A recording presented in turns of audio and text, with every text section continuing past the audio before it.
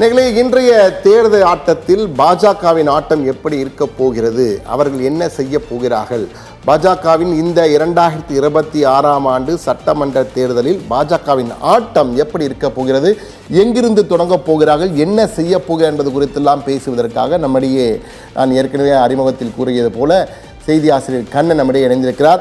கண்ணன், வணக்கம் கண்ணன்.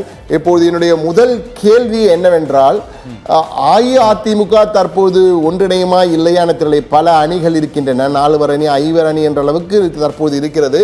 ஆனால் ஒரு விடயம் உண்மையாகிவிட்டது, அதிமுகவும் அதாவது இபிஎஸ் தலைமையிலான அஇஅதிமுகவும் பாரதிய ஜனதா கட்சியும் இணைந்து இந்த தேர்தலை சந்திக்கும் என்பது போல்தான் இதுவரை தெரிகிறது.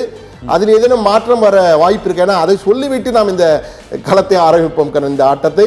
எனவே என்னுடைய கேள்வி என்னவென்றால், இதற்கான வாய்ப்புகள் ஏதேனும் இருக்க, ஒன்று இருவரும் சேர்ந்துதான் சந்திப்பார்களா அல்லது உடைந்து போவதற்கான வாய்ப்பும் இருக்கிறதா? கண்ணன், சண்முகசுந்தரம், அதாவது அதிமுக பாஜக கூட்டணி நீங்கள் கூறியது போல இபிஎஸ் பிரிவுடன் அவர்கள் தேர்தலை சந்திப்பதற்காக திட்டவட்டமாக உறுதியோடு சந்திப்பதை முடிவு செய்து விட்டார்கள். அதில் எந்த விதமான மாற்றமும் இருக்க போவதில்லை. கூடுதலாக டிடிவி, ஓபிஎஸ் மற்றும் சசிகலா இந்த அணிகளை இணைப்பதற்கான முயற்சிகளை அவர்கள் இப்போது வரை கைவிடவில்லை. டிசம்பரில் இந்த இறுதி முடிவு தெரிய வரும். ஆனால் இந்த தேர்தல் களமானது அதிமுக பாஜக கூட்டணி என்பது உறுதிப்படுத்தப்பட்டு விட்டது. அது பல்வேறு விதமான விவாதங்கள் சென்று கொண்டு இருந்தாலும் இந்த தேர்தல் களத்தை பொறுத்தவரை இதில் மாற்றம் எதுவும் இருக்க போவதில்லை. அதிலும் புதிதாக இந்த டிடிவி தினகரன் மற்றும் ஓபிஎஸ் உள்ளிட்டோர் இந்த கூட்டணியில் இல்லாமல் அவர்கள் விஜய் அணியோடு சேர்ந்து அந்த போட்டியில் இருந்தால் அந்த போட்டி களம் மாறுமா என்றெல்லாம் விவாதங்கள் சென்று கொண்டிருக்கின்றன. ஆனால் அனைத்துக்கும் முத்தாய்ப்பு வைப்பது போல உள்துறை அமைச்சர் அமித்ஷாவின் அடுத்த கட்ட நகர்வு அனைத்து அணிகளையும் அவர் பேசிக் கொண்டிருப்பதால் இந்த முறை அதிமுகவின் இபிஎஸ் பிரிவு அதிமுகவுடன் அவர்கள் தேர்தல் களத்தை சந்திப்பதற்கு தயாராகி விட்டார்கள். மத்திய உளவு பிரிவில் இருந்து இங்கு உள்ள தேர்தல் கணிப்பாளர்கள் வரை அந்த 20% வாக்குகளை பாரதிய ஜனதா கட்சி இழக்க விரும்பவில்லை. வேறு எவருக்கும் அந்த அளவுக்கான வாக்கு சதவீதம் இல்லை. இதனால் இபிஎஸ் தலைமையிலான அதிமுகவுடன் மட்டுமே அவர்கள் இந்த களத்தை சந்தித்தால் கூட அதில் எந்த விதமான தயக்கமும் இன்றி இந்த 2026 தேர்தலை சந்திப்பார்கள். கள நிலவரத்தில் எந்த மாற்றமும் இருக்க போவதில்லை. சண்முகசுந்தரம், நிச்சயமாக கண்ணன், அதாவது ஏன்னா இந்த கருத்தை தெரிந்து கொண்டுதான் இந்த தேர்தல் ஆட்டத்தையே நாம் பார்க்க வேண்டும். பாஜகவின் தேர்தல் ஆட்டம் என்றால் பாஜகவும் அஇஅதிமுக அதாவது இபிஎஸ் தலைமையிலே தற்போது இருக்கும் அண்ணா அதிமுக அஇஅதிமுக இரண்டும் சந்திக்க போகிறது என்றுதான். ஏனென்றால் ஏன் இந்த குழப்பம் வருகிறது என்றால், தற்போது பலர் பலவிதமாக எடப்பாடி திமுக என்கிறார்கள். அண்ணா திமுக எங்கே அண்ணாயிசம் இல்லை, எடப்பாடி இசம் அமித்ஷா தான் இருக்கிறது என்பது பல குழப்பங்கள் இருப்பதால் அதிமுகவை போல தற்போது தொண்டர்களும் குழம்பி போயிருக்கிறார்கள். தொண்டர்கள் மட்டுமல்ல, ஊடகவியலாளர்களும் குழம்பி போயிருக்கிறார் என்பதுதான் நிதர்சனமாக தெரிகிறது. இருந்தாலும் தற்போது பாஜகவுடைய எத்தனை தொகுதிகளில் பாஜக போட்டியிட விரும்புகிறது, பாரதிய ஜனதா கட்சி எத்தனை தொகுதிகளில் போட்டியிட விரும்புகிறது என்பது குறித்து நமக்கு கிடைத்த கிட்டத்தட்ட உறுதியான தகவல். இது அவர்களுடைய விருப்பம், மேல்மட்ட தலைவர்கள் முடிவு செய்துள்ள விருப்பம். தமிழகத்தில் உள்ள 234 தொகுதிகள் சட்டமன்ற தொகுதிகள் இருக்கின்றன. இந்த 234 சட்டமன்ற தொகுதிகளே பாஜக வைத்துள்ள டார்கெட். என்ன டார்கெட்? பாஜகவின் டார்கெட் தமிழ்நாடு என்பதுதான் அவர்கள் தற்பொழுது இந்த 2026 கள பிரச்சாரத்திற்கு வைத்துள்ள பெயர் டார்கெட் தமிழ்நாடு. அதாவது 2021 20 தொகுதிகளிலே போட்டியிட்ட பாஜக இந்த முறை குறைந்தது 51 தொகுதிகளிலாவது போட்டியிட முடிவு செய்திருக்கிறதா. அதிலும் 38 மாவட்டங்களிலும் குறைந்தது ஒரு தொகுதி, அனைத்து மாவட்டங்களிலும் குறைந்தது ஒரு தொகுதியிலாவது போட்டியிட திட்டம் என்பதுதான் தற்போது அவர்கள் டார்கெட் தமிழ்நாடு என்ற பெயரிலே வைத்திருக்கிறார்கள். இந்த டார்கெட் தமிழ்நாடுக்கு 20 தொகுதி போட்டியிட்டார்கள். இந்த 5 ஆண்டுகளிலே நீங்கள் 51 தொகுதிக்கு வந்திருக்கிறார்கள். 51 தொகுதி கொடுக்குமா பாஜகவுக்கு? கொடுக்க வாய்ப்பு இருக்கிறதா? அதிமுக எடப்பாடி அதை வாரி வழங்குவாரா 51 தொகுதிகள் என்பதெல்லாம் இருக்கிறது. ஆனால் அதற்கு அவர்கள் பின்னணியாக சொல்கின்ற மந்திரம் என்னவென்றால், பிரிந்ததால் இழந்தோம். அதாவது அவர்கள் சொல்வது என்னென்றால், பிரிந்ததால் இழந்தோம். நம்முடைய அடுத்த சிறப்பு கார்டை நீங்கள் பார்க்கலாம். அதில் நீங்கள் பார்க்கும்போது மிக தெளிவாக தெரியும், பிரிந்ததால் இழந்தது என்ற வகையிலே அதிமுக பாஜக கடந்த லோக்சபா தேர்தல் பொழுது மக்களவை தேர்தலிலே இரு அணியும் தனித்தனியாக போட்டியிட்டார்கள். திமுக பாஜக அதிமுக போட்டியிட்டார்கள். இந்த அதிமுகவும் பாஜகவும் தனித்தனியாக போட்டியிட்டதால் அவர்கள் பெற்ற வாக்குகளை எல்லாம் தற்போது சேர்த்து பார்த்தால் 2024 ஆண்டு மக்களவைத் தேர்தலிலே கிட்டத்தட்ட 10 to 13 தொகுதிகள் ஜெயித்திருக்க முடியும் என்று அவர்கள் ஒரு புதிய தேர்தல் கணக்கினை சொல்கிறார்கள். அதாவது தனித்தனியே போட்டியிட்டதால் மக்கள் தனித்தனியாக வாக்களித்திருப்பார்கள். ஒன்றாக போட்டியிட்டால் எப்படி இருந்திருக்கும்? தனித்தனியாக போட்டியிட்டால் வாக்களித்து ஒன்றாக போட்டியிடும் போது வாக்களிக்க மாட்டார்கள் போன்ற பலவித கணக்குகள் இருக்கின்றன. ஆனால் இருவரும் சேர்ந்து போட்டியிட்டு இருந்தால் 2024 13 தொகுதிக்கு வெற்றி இழந்தோம், இரு கட்சி பெற்ற வேட்பாளரை சேர்த்து பார்க்க வேண்டும் என்ற வகையில் தான் தற்பொழுது பாஜக அந்த கணக்கினை வைத்து, தேர்தல் கணக்கினை வைத்து, இந்த புதிய தேர்தல் கணக்கின் அடிப்படையில் தான் 51 தொகுதிகள் என தற்போது பாஜக முடிவு செய்திருக்கிறது. கண்ணன், தற்போது உங்களிடம் வர வேண்டிய நேரம் வந்துவிட்டது. அதாவது 51 தொகுதிகள் பாஜக கேட்பதற்கு திட்டம் வைத்திருக்கிறதாம் அப்படின்ற தகவல் நமக்கு கிடைத்திருக்கிறது. எனவே இதற்கு சாத்தியம் உண்டா? ஏன்னால் அவர்கள் சொல்ற கணக்கு பார்த்தீங்கன்னா, கடந்த முறை 2 கட்சிகளும் குறிப்பாக சென்னை, கன்னியாகுமரி, கோயம்புத்தூர் போன்ற இடங்களில் எல்லாம் இவர்கள் போட்டியிட்ட சட்டமன்ற தொகுதிகளில் பார்க்கும்போது இவர்கள் பல இடங்களில் 2ஆம் இடமே வந்தார்கள். எனவேதான் அந்த உற்சாகத்திலே, அந்த தெம்பிலே அவர்கள் 51 தொகுதிகளை கேட்பதற்கு முடிவு செய்திருப்பதாக தகவல்கள் வருகின்றன. உங்கள் கருத்து என்ன கண்ணன்? சமூகசுந்தரம், கடந்த ஜூன் மாதம் மதுரையில் உள்துறை அமைச்சர் அமித்ஷா தலைமையில் இந்த ஒரு மையக்குழு கூட்டம் நடைபெற்றது. அந்த கூட்டத்தில் தான் ஒரு 50 தொகுதிகளையாவது 51 தொகுதிகளை, அதாவது அந்த தொகுதிகளை கண்டுபிடித்து அதற்கான பணிகளை இப்போதே தொடங்குங்கள் என்று அமித்ஷா பாஜக நிர்வாகிகளிடம் அந்த உத்தரவை அவர் பிறப்பித்து விட்டு தான் அவர் சென்றிருக்கிறார். இந்த அடிப்படையில் தான் அவர்கள் 50 சீட் என்ற ஒரு டார்கெட்டை வைத்திருக்கிறார்கள். பாரதிய ஜனதா கட்சியை பொறுத்தவரை 1996 முதல் எம்எல்ஏ அந்த வேலாயுதம் தான் முதல் எம்எல்ஏ. அதன் பிறகு 2011 தேர்தலிலும் 4 சட்டமன்ற உறுப்பினர்கள் தான் வெற்றி பெற்றார்கள். 2021 ஒரு 4 சட்டமன்ற உறுப்பினர்கள் தான் வெற்றி பெற்றிருக்கிறார்கள். இதனால் 2026 இந்த டபுள் டிஜிட்டுக்கு போகணும். நம்ம சிங்கிள் டிஜிட்லேயே தான் இருந்துகிட்டு இருக்கோம். பல மாநிலங்களிலும் நம்மளுடைய அரசியல் வியூகம் பலித்திருக்கக்கூடிய சூழ்நிலையில் தமிழகத்தில் மட்டும் இந்த சிங்கிள் டிஜிட் என்ற அந்த ஒரு சிங்கிள் டிஜிட் என்ற அந்த நம்பரை தாண்டி அவங்க டபுள் டிஜிட் போகணும் அப்படிங்கிறத இந்த முறை அவங்க இலக்காக வச்சிருக்காங்க. இதை விட ஒரு சாதகமான சூழ்நிலை ஏற்படாது என்பதுதான் பாரதிய ஜனதா கட்சியின் தேசிய அந்த தலைமைகளுக்கு உள்ள ஒரு முக்கியமான கருத்தாக இருக்குது. அதனால தான் இந்த முறை கூட 40 தொகுதிகளின் லிஸ்ட்டை கூட இந்த தடவை கொடுத்துட்டாங்க இபிஎஸ்ட. கடந்த அமித்ஷாவை சந்திக்க போகும்போது அப்படிங்கிறது கூட தகவல்கள் வந்திருக்குது. இருந்தாலும் இந்த 50 தொகுதி என்பது ஒவ்வொரு மாவட்டத்திலும் நீங்கள் கூறியது போலவே 51 தொகுதி என்பது நீங்கள் கூறியது போல இந்த மக்களவைத் தேர்தலில் இந்த 2 கட்சிகளும் இணைந்தால், அதிமுக வாங்கிய வாக்குகள் பாரதிய ஜனதா கட்சி கூட்டணி வாங்கிய வாக்குகளை இணைத்தால் கிட்டத்தட்ட அந்த ஒரு 15 to 20 தொகுதிகள் வரை வெற்றி பெற்றிருக்கலாம் என்று எஸ்பி வேலுமணியும் அதே கருத்தை இந்த தேர்தல் முடிந்த சில மாதங்களில் அவர் கூறினார். அதன் பின்னர் அந்த கருத்தை அவர் கூறவில்லை. ஆனால் முதலில் அவர் கூறினார், 2 கட்சிகளும் இணைந்து கூட்டணியில் இணைந்திருந்தால் நாம் 20 தொகுதிகளில் நாம் வெற்றி பெற்றிருக்கலாம், 15 தொகுதிகளை தாண்டி இருக்கலாம் என்ற கருத்தையும் அவர் கூறினார். அதையும் மறுப்பதற்கில்லை. அந்த கருத்தை ஒட்டித்தான் பாரதிய ஜனதா கட்சியும் 2024 மக்களவைத் தேர்தலில் பெற்ற அந்த வாக்குகளின் விகிதத்தை வைத்து இதே வாக்குகளை நாம் தக்க வைத்தாலே 2026 தேர்தலில் அந்த இரட்டை இலக்க எண்களை அந்த சட்டமன்றத்தில் அடையலாம் என்ற கருதுகோள் அவர்கள். என்னுடைய கேள்வி கண்ணன், அதாவது தேர்தல் களத்திலே தனித்தனியாக ஆடும்பொழுது கிடைக்கின்ற வினைகள், அதாவது விளைவுகள் வேறு, ஒன்றாக சேர்ந்து போட்டியிடும் போது கிடைக்கின்ற விளைவுகள் வேறு.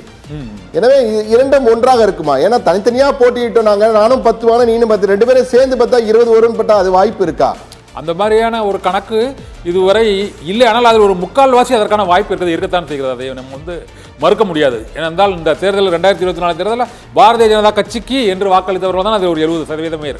கூட்டணி கட்சியான பாட்டாளி மக்கள் கட்சி உள்ளிட்ட பல்வேறு கட்சிகள் இருந்தாலும் பிஜேபி நரேந்திர மோடியை பிரதமராக்க வேண்டும் என்ற அடிப்படையில் தான் அந்த வாக்குகளை 11% மக்கள் வாக்களித்திருக்கிறார்கள். அதை தக்க வைக்க வேண்டும் என்பதுதான் பாரதிய ஜனதா கட்சியின் இலக்காக இருக்கிறது. இதே போல அதிமுகவும் மிகவும் பலவீனமாக பெற்ற வாக்குகள் தான் 2024 தேர்தலை பொறுத்தவரை அனைத்து எம்பி தொகுதிகளிலும் இழந்தாலும் அவர்கள் பெற்ற வாக்குகள் அந்த கட்சியின் வாக்குகள் கண்டிப்பாக எந்த தேர்தலிலும் அந்த கட்சிக்கு தான் அது விழும். இரட்டை இலட்சணத்துக்கு பாரதிய ஜனதா கட்சியினுடைய இந்த இமாலய ஆசைக்கு அதிமுகவின் பொதுச் செயலர் எடப்பாடி பழனிசாமி ஒப்புக்கொள்வாரா? ஏன்னா இமாலய ஆசையா இருக்கு. 51 தொகுதிகள் என்பது மிகப்பெரிய தொகுதிகள். அதை கொடுத்து விட்டு இன்னும் மற்ற கட்சிகள் ஏதாவது இணைந்தால் அவர்களுக்கு எப்படி கொடுப்பார் இபிஎஸ் என்பதெல்லாம் பெரிய கேள்விக்குறிகள் வருகின்றன. 51 தொகுதிகள் கேட்டால் அதை கொடுப்பதற்கான முழுமையாக கொடுப்பதற்கு வாய்ப்பு இருக்குன்னு நினைக்கிறீங்களா? அதாவது அதிமுகவை பொறுத்தவரை 160 சீட்டுக்கு மேலே தான் 2006 இருந்தே அவங்க களத்தில் நிற்கிறாங்க. போன 2021 179, 2006 180 தொகுதிகள் என்றுதான் அவர்கள் போட்டியிடுகிறார்கள். ஆனால் இந்த முறை அவர்கள் வந்து பாரதிய ஜனதா கட்சிக்கு அவர்கள் 51 என்றால் ஒரு 30 to 40க்குள்ள அந்த பேரம் முடியலாம். ஏன்னால் இருவருக்கும் இவர்கள் பாஜகவை விட்டால் அதிமுகவுக்கு வேற வழி இல்லை. இபிஎஸ் பிரிவு அதிமுகவுக்கு, பாஜகவுக்கும் இபிஎஸ்ஐ விட்டால் வேறு வழி இல்லை. தமிழகத்தில் அவர்கள் தனித்து தேர்தல் களத்தில் நிற்க முடியாது. அதனால் இருவரும் ஒருவருக்கொருவர் அனுசரித்து இந்த சீட்டுகளின் எண்ணிக்கை வந்து 51 என்பதிலிருந்து அது 30-40 என்ற எண்ணிக்கைக்காவது குறைந்தபட்சம் வருவதற்கான வாய்ப்புகள் இந்த முறை அதிகமாக இருக்கிறது. கடந்த முறை 20 இடங்களில் போட்டியிட்டு 4 தொகுதிகளில் வெற்றி பெற்றிருக்கிறார்கள். அது அவர்கள் அந்த வாக்கு வங்கி அவர்களுக்கு வலிமையாக உள்ள கோவை பகுதியில் 2, கோவை தெற்குவிலும் முடக்குறிச்சியிலும், கன்னியாகுமரி நாகர்கோயிலில் 1, திருநெல்வேலியில் புதிதாக ஒரு சக்தியாக நயனா நாகேந்திரன் அங்கு உருவாகி இருக்கிறார். அதனால தான் அவருக்கு இந்த முறை மாநில தலைவர் பதவி வழங்கப்பட்டிருக்கிறது. என்னுடைய கேள்வி, நிச்சயமாக இந்த பங்கீடு என்பது சுலபமாக முடிந்து விடாது. 51 தொகுதி நீங்க சொல்ற 30 என்பதற்கான வாய்ப்பு இருக்குமே தவிர 51 என்று கேட்கிறார்கள். 40 என்று வருவதற்கே கடினம் தான் என்பதுதான் என்னுடைய கணிப்பு. இருந்தாலும் பாரதிய ஜனதா கட்சி இப்படி ஒரு 51 இடங்கள் என்ற வகையில் ஒரு இமாலய கனவு இலக்கை அவர்கள் வைத்திருப்பதற்கு காரணம் தலைநகர் தந்த உற்சாகம் என்பதுதான் என்னுடைய கணிப்பாக இருக்கிறது. ஏனென்றால் கடந்த முறை சென்னை மாநகரம் என்பது கோட்டையாக கருதப்படுவது திமுகவிற்கு. அதிமுக ஏதோ ஒரு முறை அங்கு பெரிய வெற்றியை பார்த்திருக்கிறது. ஆனால் பெரும்பாலான முறை தமிழகத்தில் சட்டமன்றமாகட்டும் லோக்சபா ஆகட்டும் எப்பொழுதுமே அது திமுக கோட்டையாக தான் இருந்திருக்கிறது. எனவே ஆனால் இந்த கடந்த லோக்சபா தேர்தலில் சென்னையின் 18 தொகுதிகளில் 18 சட்டமன்ற தொகுதிகள், மொத்தமாக 3 தொகுதிகள், வட சென்னை, தென் சென்னை, மத்திய சென்னை. ஆனால் சட்டமன்ற தொகுதிகளாக பார்க்கும் பொழுது 12 சட்டமன்ற தொகுதிகளிலே பாரதிய ஜனதா கட்சி 2ஆம் இடம் பிடித்திருக்கிறதாம். அதிமுக வாக்குகள் தங்களுடன் சேர்ந்தால் இந்த முறை வெற்றி நிச்சயம் என பாஜக நம்புகிறதாம். அதனால தான் ஒரு பெரிய உற்சாகத்துடன் அவர்கள் சென்னையை குறி வைத்திருக்கிறார்கள் என்றெல்லாம் கூறுகிறார்கள். சென்னையிலே நிறைய தொகுதிகள் போட்டியிட வேண்டும் என்ற கணிப்பும் இருக்கிறது. அந்த தலைநகர் மட்டுமல்ல, கொங்கு மண்டலமும் அவர்கள் பார்வையில். ஏற்கனவே கொங்கு மண்டலத்திலே பாஜக பெரிய கட்சி என்று கூறினார்கள். ஆனால் கடந்த லோக்சபா தேர்தலில் என்ன நடந்தது என்பது நாம் அனைவரும் அறிந்ததுதான். ஆனால் இந்த முறை கொங்கு மண்டலத்திலும் அவர்கள் ஒரு தெம்புடன் கொம்புக்காக பாஜக தனி பிளானே வைத்திருக்கிறார்களாம். அடுத்த தரவிலே நீங்கள் பார்க்கலாம், கொங்குவிலே பாஜகவின் பிளான். கொங்கு மண்டலத்தில் உள்ள 9 மாவட்டங்கள் இருக்கின்றன. கொங்கு மண்டலத்தை பொறுத்த மட்டிலே மொத்தமாக 61 தொகுதிகள் இருந்த 9 மாவட்டங்கள், கிருஷ்ணகிரி தொடங்கி தருமபுரி, சேலம், நாமக்கல், ஈரோடு, திருப்பூர், நீலகிரி, கரூர், கோவை என 9 மாவட்டங்கள் இருக்கின்றன. இந்த 9 மாவட்டத்தில் 61 தொகுதிகள். இதில் 15 தொகுதிகளையும் கோவையில் மட்டும் 5 தொகுதியிலும் கேட்க பாஜக உறுதியாக இருக்கிறதாம். இப்படி ஒரு தகவல் நமக்கு கிடைத்திருக்கிறது. இந்த 2 தகவலுமே, தலைநகராகட்டும் அதே போன்று கொங்கு மண்டலமாகட்டும், 2லுமே பாஜக பெரிய அளவில் ஆசைப்படுகிறதோ என்ற ஒரு ஐயத்தை ஏற்படுத்தும் வகையில் அவர்களுடைய கணக்கு இருக்கிறது. ஆனால் இந்த கணக்கு சரியாக இருக்குமா, அதற்கான வாய்ப்புகள் எப்படி இருக்கும் என்பது குறித்து கண்ணனிடம் கேட்போம். கண்ணன், இப்ப தலைநகர் தந்த உற்சாகம்னு ஒன்று பார்த்தோம். நம்ம தலைநகரில் கடந்த முறை அந்த 3 தொகுதிகள் மக்களவை தொகுதிகள், ஆனால் சட்டமன்ற தொகுதிகளாக பிரித்து பார்க்கும் பொழுது பல இடங்களிலே பாஜக 12 தொகுதிகள் 2ஆம் இடம் பிடித்து அதிமுக முந்தி 2ஆம் இடம். இந்த கணக்கை வைத்தே கேட்கிறேன், 2ஆம் இடம் வந்துட்டது அதிமுக 3ஆம் இடம். தனித்தனியாக போட்டித்தால் ஓட்டுகள் பிரிந்திருக்கின்றன. ஒன்றாக சென்றால் 2 ஓட்டம் சேர்ந்து ஜெயிக்க முடியுமா?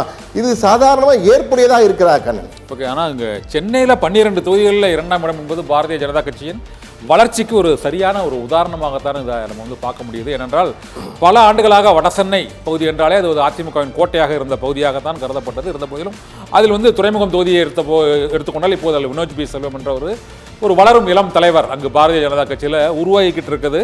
அந்த தொகுதியை புதுசாக அடையாளம் காண வச்சிருக்கு. ஏன்னா பாரதிய ஜனதா கட்சி என்றால் மயிலாப்பூர், டி நகர், இது 2 தொகுதியை தான் சொல்லுவாங்க பொதுவாங்க. கூட்டணி கட்சிகளோட பேச்சுவார்த்தையில் பேசும்போது சட்டமன்ற தொகுதிகளில் இவங்க இந்த 2 தொகுதி தான்.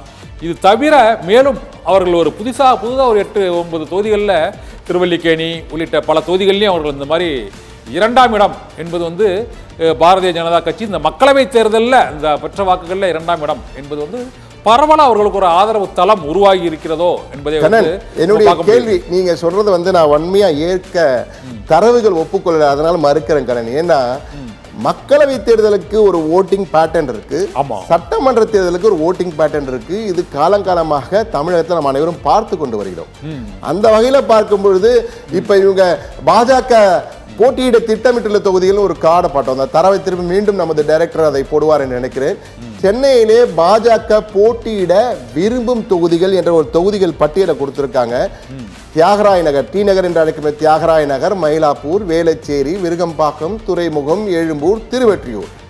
கிட்டத்தட்ட நீங்க பாத்தீங்கன்னா 4-7 தொகுதிகள் கேட்கப்பட 7 தொகுதிகள் கேட்க திட்டம். இது அதிமுக கொடுக்குமா நிச்சயமா என்னால உறுதியா சொல்லவே முடியாது. இதுலயே சிக்கல்கள் வரும். டி நகர் வந்து அதிமுக சத்யா வெற்றி பெற்ற தொகுதி. ஒரு முறை சட்டமன்ற தேர்தல் கடந்த முறை மிக சொற்ப வாக்குகள் வித்தியாசத்தை தோல்வியை அடைஞ்சார் அவரு. எனவே நிச்சயமா இந்த முறை அதிமுக விட்டு கொடுக்குமான்னு தெரியல. விட்டு கொடுத்தா சத்யா விட்டு கொடுக்க இபிஎஸ் ஒப்புக்கொள்ள செய்வாரா என்பது மிகப்பெரிய கேள்வி. அந்த அளவுக்கு அவர் அங்க செல்வாக்கா இருக்காருன்னு அவர் சொல்லிட்டு இருக்காரு. அதே போல மயிலாப்பூர் தொகுதி, வேளச்சேரியில வந்து எப்படி இருக்கும் தெரியாது. விருகம்பாக்கம் தமிழிசை சவுந்தரராஜன் போட்டியிட்டு தோற்ற தொகுதி. ஆனா கடந்த முறை மக்களவை தேர்தல் பொழுது அந்த இடத்துல அதிக வாக்குகள் வாங்கிட்டான் இருக்காங்க. இந்த முறை அவரே போட்டியிடுவதற்கும் வாய்ப்பு இருக்கிறது. விருகம்பாக்கத்துல துறைமுகம் கடந்த முறை முதல்ல வினோஜ் செல்வம் வந்து கொஞ்சம் அப்படியே வந்தாரு செல்வம், அதுக்கப்புறம் காணாம போயிட்டாரு. சேகர்பாபு எளிமையா வெற்றி பெற்ற தொகுதி. எழும்பூர் நம்ம தெரிந்த விதயம், திருவற்றியூரும் கேட்டிருக்காங்க. இந்த தொகுதிகள்லாம் பார்க்கும்போது இந்த தொகுதிகள் எல்லாம் பாஜகவுக்கு அவ்வளவு செல்வாக்கு இருக்குன்னு நினைக்கிறீங்களா? தியாகராய நகர், மயிலாப்பூர். ஆனால் நீங்கள் சொல்கிற மாதிரி தியாகராய நகரில் அந்த கட்சியோட முக்கியமான தலைவராக அந்த குறைந்த வாக்குகள் வித்தியாசத்துக்கு தோற்ற அந்த அதிமுக வேட்பாளர் சத்யாவாதை கேட்பார். ஆனால் மயிலாப்பூர் மற்றும் துறைமுகம் ஆகிய 2 தொகுதிகள் வந்து பாரதிய ஜனதா கட்சிக்கு ஒரு குறிப்பிட்ட செல்வாக்கு இருக்கக்கூடிய தொகுதிகளாக தான் அது ஆரம்பத்த காலத்திலிருந்தே இருக்குது. இப்போ எழும்பூர் மற்றும் திருவொற்றியூர், விருகம்பாக்கம் இந்த தொகுதிகள்லாம் வந்து வழக்கமாக அதிமுகவும் திமுகவும் தான் மாறி மாறி வெற்றி பெற்று வருகிறது. இருந்த போதிலும் இந்த தொகுதிகளில் நீங்கள் கூறியது போல அந்த மக்களவைத் தேர்தலில் அவர்கள் 2ஆம் இடம் வந்திருப்பதன் மூலமாக இது பொதுவாக பிரதமர் பதவியை தேர்ந்தெடுப்பதற்கான இந்த தேர்தலில் பெற்ற வாக்குகளை அவர்கள் வைத்துக்கொண்டு கேட்டால் கிடைக்குமா என்பது தெரியவில்லை. ஆனால் அவர்கள் அந்த தொகுதிகளில் பணிபுரிவதற்காக பல்வேறு வேலைகளை செய்து வருகிறதை நான் இந்த பட்டியலிலிருந்து நம்ம காண முடிகிறது. சுந்தரம், அதே மாதிரி கோவை கொங்கு மண்டலத்தை எடுத்துங்களேன். கொங்கு மண்டலத்துடைய அவர்கள் போட்டியிட விரும்பும் தொகுதிகள் நமக்கு ஒரு தரவு கிடைச்சிருக்கு. அந்த தகவலை பார்ப்போம். தற்பொழுது கொங்கு மண்டலத்திலே பாஜக தேர்வு செய்ய திட்டமிட்டுள்ள தொகுதிகள் வந்து கோவை தெற்கு, சிங்காநல்லூர், கவுண்டம்பாளையம், சூலூர், கிணத்துக்கடவு, மேட்டுப்பாளையம் என்ற தொகுதிகளை வந்து அவங்க போட்டியிட தேர்வு செய்திருக்கதா தெரிஞ்சு. கோவை தெற்கு, சிங்காநல்லூர், கவுண்டம்பாளையம், சூலூர், கிணத்துக்கடவு, மேட்டுப்பாளையம்னு இந்த தொகுதிகள் ஆல்ரெடி ஏற்கனவே தேர்தல் பணியை தொடங்கி விட்டார்கள் என்றெல்லாம் கூறப்படுகிறது. இங்கு இந்த தொகுதிகள்லாம் அதிமுக கொடுக்கணுங்க. ஏன்னா கிணத்துக்கடவு, தாமோதரன் அனைவருக்கும் தெரிஞ்சதுதான். கோவையில் அதிமுகவுக்கும் செல்வாக்கு இருக்கு. அப்படி இருக்கும்போது இத்தனை தொகுதியை விட்டு கொடுப்பாங்களா? ஏன்னா கோவை தெற்கு அந்த அம்மா ஜெயிச்சிருக்காங்க. வானதி சீனிவாசன் சிட்டிங் எம்எல்ஏவா இருக்காங்க. அதனால மேபி அவங்களுக்கு கொடுக்க வாய்ப்பு இருக்கு. ஆனா மற்ற தொகுதிகள் வந்து கொடுக்க வாய்ப்பு இருக்கு நீங்க நினைக்கிறீங்களா கண்ணன்? கொங்கு மண்டலத்தில் பாரதிய ஜனதா கட்சி தொடக்க காலத்தில் இருந்தே அவங்க ஒரு வலுவான வாக்கு வங்கியாக நினைக்கிறாங்க. இருந்த போதிலும் கோவை மாவட்டத்தில் மட்டுமே இத்தனை தொகுதிகள் அவர்கள் எய்ம் பண்ணி இருப்பது வந்து அதற்கான வியூகங்கள் மற்றும் வேலைகள் நடைபெற்று கொண்டிருப்பது வந்து உண்மையிலே அது அதிமுகவுக்கு அது ஆச்சரியமாக தான் இருக்கணும். என்றால் பாரம்பரியமாக அந்த கிணத்துக்கடவு, மேட்டுப்பாளையம், சூலூர், சிங்காநல்லூர்லாம் அந்த குறைந்த வாக்குகளில் தோல்வி அடைஞ்சிருக்காங்க திமுக வேட்பாளருங்க. அந்த மாவட்ட செயலாளர் தான் இன்றைக்கி கூட மாற்றிருக்காங்க அந்த கார்த்திகை. அதனால் அந்த தொகுதிகள் திமுக அதிமுக மிகவும் முக்கியமான தொகுதிகளாக கருதக்கூடியது. இதில் அதிமுகவும் கடந்த முறை கொங்கு மண்டலத்தில் தான் 41 தொகுதிகள் அவர்கள் வெற்றி பெற்ற 66இல் 41 தொகுதிகள் இந்த கோவை, திருப்பூர், தருமபுரி, சேலம், ஈரோடில் தான் அவங்க வெற்றி பெற்றிருக்காங்க. அதனால் இந்த முறையும் வந்து கொங்கு மண்டலத்தில் இருதரப்புக்கும் கடுமையான ஒரு இழுபறியான சூழ்நிலை தான் ஏற்படும். ஏனென்றால் ஒரு கோவையில் மட்டுமே இந்த 6 தொகுதிகளை கேட்க முயற்சி செய்வது அந்த கூட்டணியில் வந்து ஒரு சிக்கலான ஒரு சூழ்நிலையில் தான் ஏற்படும். அநேகமாக கொங்கு மண்டலத்தை 2 பேர் வேணால் பாதியாக பிரிச்சுக்கலாம். மொத்தம் உள்ள ஒரு 66 தொகுதிகளை நீங்க அதுல கேட்கறதுக்கு யார் வேணா எவ்வளவு வேணா கேட்கலாம். கடன் கொடுக்கறதுக்கு மனம் வேணும். அவருக்கு 2 பேர் ஒட்டு வரணும். இதான் பெரிய சிக்கல் இருக்கு. இந்த 2 தொகுதி மட்டும் இல்ல, அடுத்ததான் மிகப்பெரிய ஒரு இடம் இருக்கு மாவட்டம் அவங்களுக்கு. குமரி மாவட்டம், கன்னியாகுமரி மாவட்டமும் எங்களுக்கு மிகுந்த செல்வாக்கு இருக்கு அப்படின்னு பாஜக கருதுகிறது. பொதுவாக அங்கு அவர்களுக்கு அதிக செல்வாக்கு உண்டு. தேசிய கட்சிகளான காங்கிரசுக்கும் பாஜக இருக்குன்னு பொதுவாக சொல்லுவாங்க. கன்னியாகுமரியில் மொத்தம் 6 தொகுதிகள் இருக்கு. கன்னியாகுமரி மாவட்டத்திலே நாகர்கோவில், குளச்சல், பத்மநாபுரம், விளவங்கோடு, கிள்ளியூர், அதே போன்று மற்றும் ஒரு தொகுதி அங்கு பார்த்தீங்கன்னா கன்னியாகுமரி தொகுதி. இந்த 6 தொகுதியில் 5 தொகுதிகளை பாஜக தேர்வு செய்ய திட்டமிட்டு இருக்கான். ஏன் கன்னியாகுமரியை விட்டு கொடுத்துட்டாங்கன்னா கன்னியாகுமரியில தலவாய்ஸ்வரம் சிட்டிங் எம்எல்ஏ போல இருக்கு, அதனால அவருக்கு கொடுத்துடுறோம். நாகர்கோயில இப்ப பிஜேபியோட எம்எல்ஏ இருக்காரு, எம்ஆர் காந்தி இருக்காரு. பத்மநாபுரம் வந்து ஒரு மினிஸ்டர், சிட்டிங் மினிஸ்டருடைய சீட் இருக்கு, மனோ தங்கராஜ் இருக்காரு. இந்த களத்துல வந்து அவர்கள் வந்து இந்த 5 தொகுதியில் போட்டியிட போறோம் அப்படின்னு சொல்லி பாஜக திட்டமிட்டு இருக்கு. இந்த தொகுதியில கேட்க போறாங்க. அதிமுக கிட்ட தொகுதி பங்கீடு பேச்சுவார்த்தை தொடங்கிய பிறகு இது கேட்க போறாங்கன்ற தகவல் கிடைச்சிருக்கு. இதை பார்க்கும்பொழுது கன்னியாகுமரியின் முழுவதுமாக பாஜக கொடுக்க அதிமுக ஒப்புக்கொள்ளுமா கண்ணன்? ஏன்னா கன்னியாகுமரியை பொறுத்தவரை அதிமுக பல தொகுதிகளில் 3வது இடத்தை அவர்கள் வந்து குளச்சல் உள்ளிட்ட பல தொகுதிகளில் 3வது இடத்தை தான் அவங்க போயிருக்காங்க. இந்த விளவங்கோடு தொகுதி வந்து கடைசி வாய்ப்பாக விஜயதாரணிக்கு அந்த தொகுதியை கொடுப்பதற்கான வாய்ப்பு பாரதிய ஜனதா கட்சியில் இருக்குது. ஏன்னா அங்கே காங்கிரஸும் திமுகவும் சேர்ந்து நிற்கும் பொழுது அதிமுக அங்கு 3வது இடத்துக்கு போவது பல முறை வாடிக்கையாக இருக்கிறது. அது கடந்த முறை மக்களவைத் தேர்தலும் சரி, அதற்கு முன்பு சட்டப்பேரவைத் தேர்தலும் அது நிரூபிக்கப்பட்டிருக்கு. இதனால் இந்த முறை நாகர்கோவில், நீங்கள் கூறியது போல கன்னியாகுமரி தலவாய் சுந்தரத்துக்கும் இந்த நாகர்கோவிலை பொறுத்தவரை எம்ஆர் காந்தி அவங்க இருப்பதால் நாகர்கோவில், விளவங்கோடு அவர்களுக்கு உறுதி.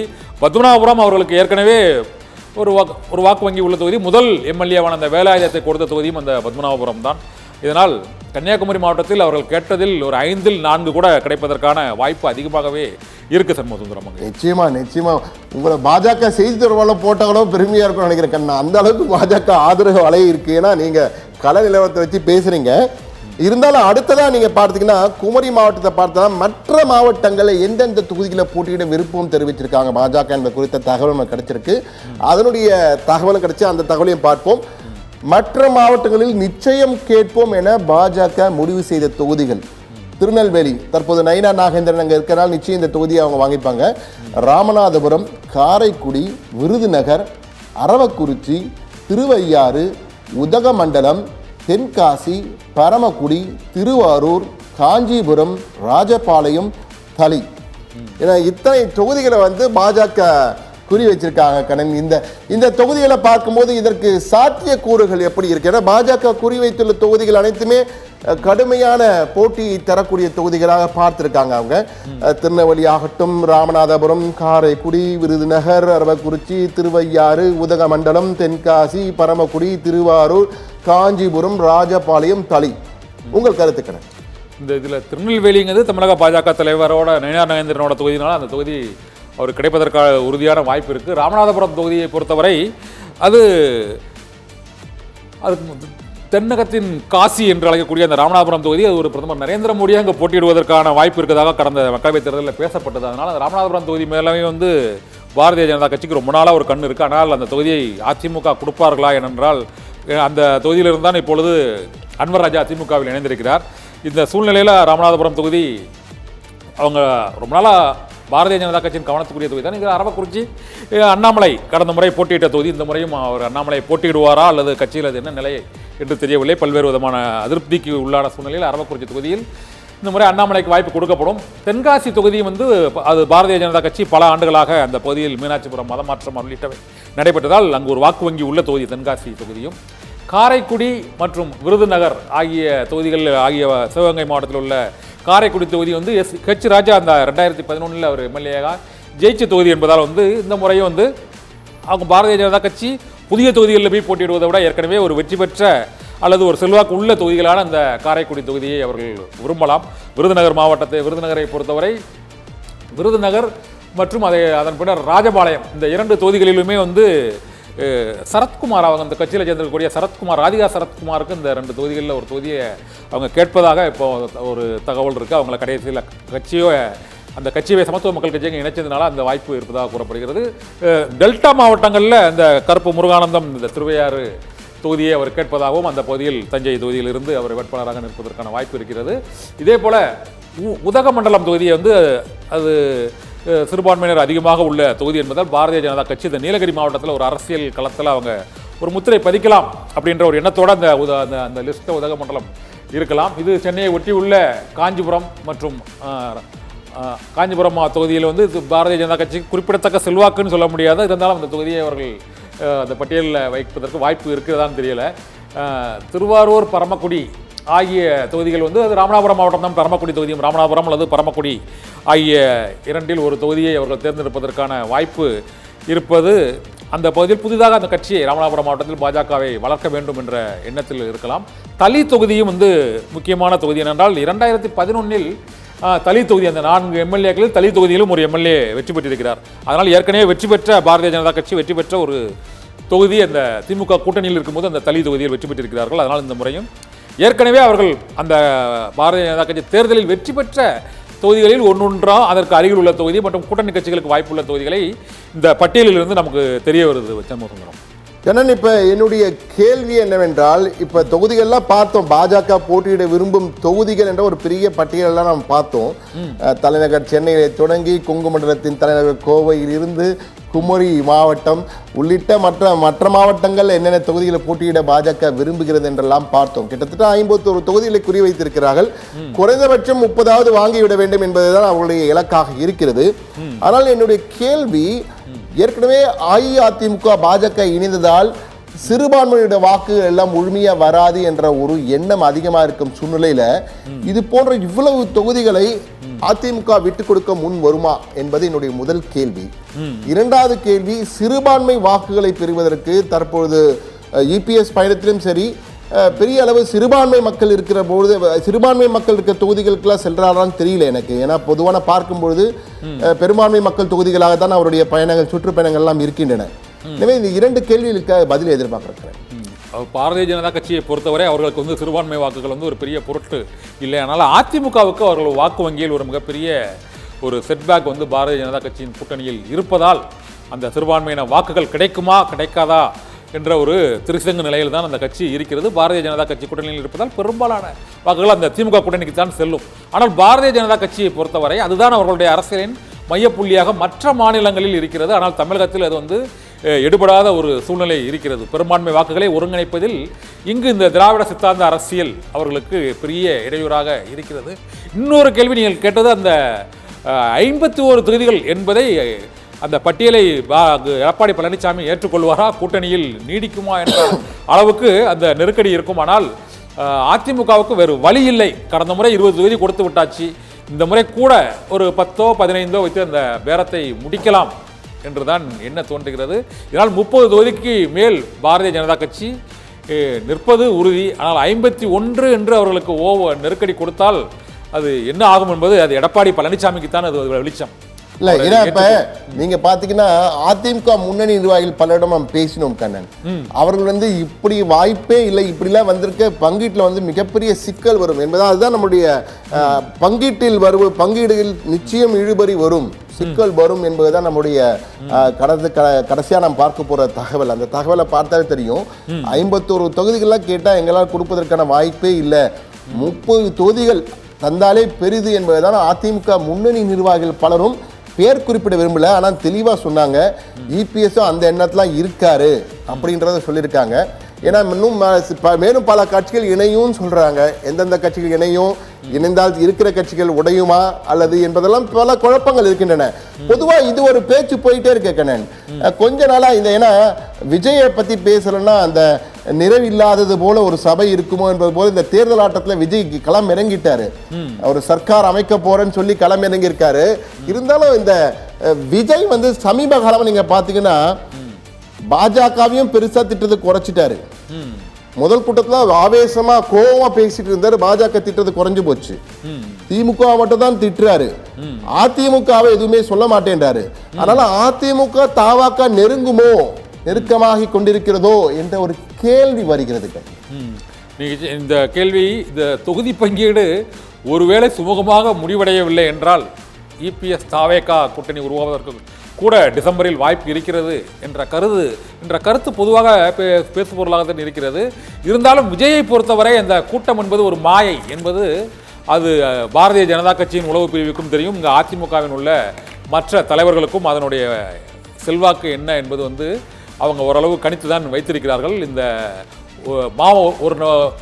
ஒரு மாவட்டத்திற்கு ஒட்டுமொத்தமாக ஒரு 1,00,000 பேர் போய் சேர்ந்தால் அந்த தொகுதி அந்த மாவட்டத்தில் அவங்க வந்து ஒரு பெரிய டிசைடிங் ஃபேக்டராக இருக்க மாட்டாங்க.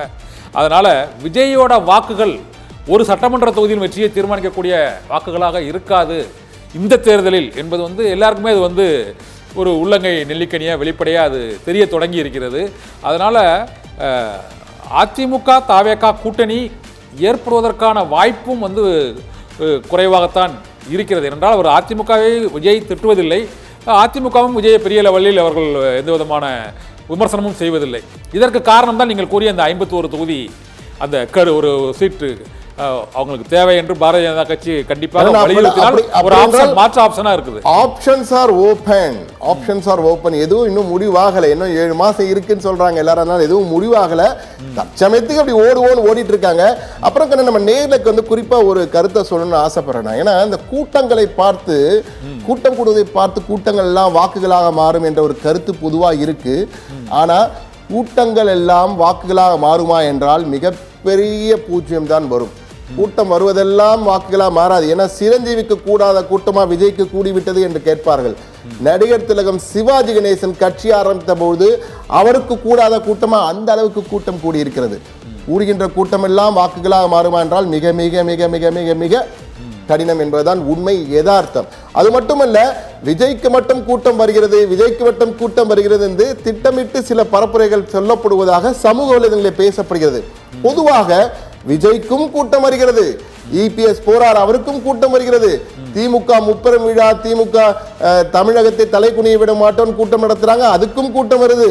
ராமதாஸ், அன்புமணி ராமதாஸ் நடைபயணத்துக்கும் கூட்டம் வருது, பிரேமலதா விஜயகாந்துக்கும் கூட்டம் வருது. கூட்டம் நிறைய வருகிறது. அது வாக்குகளாக மாறுமா என்பதை தேர்தல் மட்டும் தான் முடிவு செய்ய முடியும். இல்லை கண்ணன், சரியா நான் சொல்றது? உண்மைதான். ஏனென்றால் ஒரு எம்எல்ஏ தொகுதியை 1 லட்சம் வாக்குகளுக்கு மேல் பெறுபவர் தான் வெற்றி பெறுவார். 1.5 லட்சம் வாக்குகள் பெற வேண்டும்.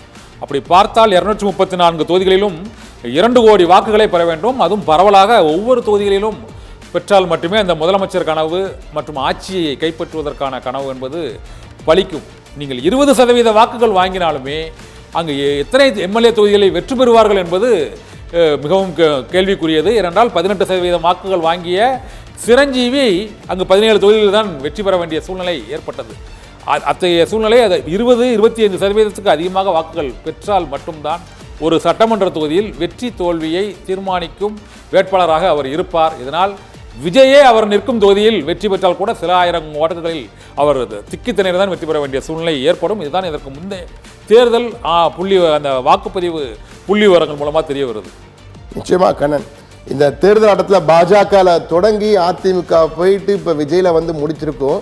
எனவே இன்றைய தேர்தல் ஆட்டத்தை முடித்துக்கொள்வோம். விரைவில் மற்றொரு தேர்தல் ஆட்டம் வர இருக்கிறது. அந்த தேர்தல் ஆட்டத்தில் மேலும் சுவையான பல அதிரடி தகவல்களுடன் உங்களை சந்திக்க இருக்கிறோம் நேயர்களே. எனவே எங்கும் சென்று விடார்கள், தொடர்ந்து இணைந்திருங்கள் சத்தியம் தொலைக்காட்சி. என்றால் சுட சுட உங்களுக்காக தலைப்புச் செய்திகள் காத்திருக்கின்றன. மீண்டும் சந்திப்போம். நன்றி, வணக்கம்.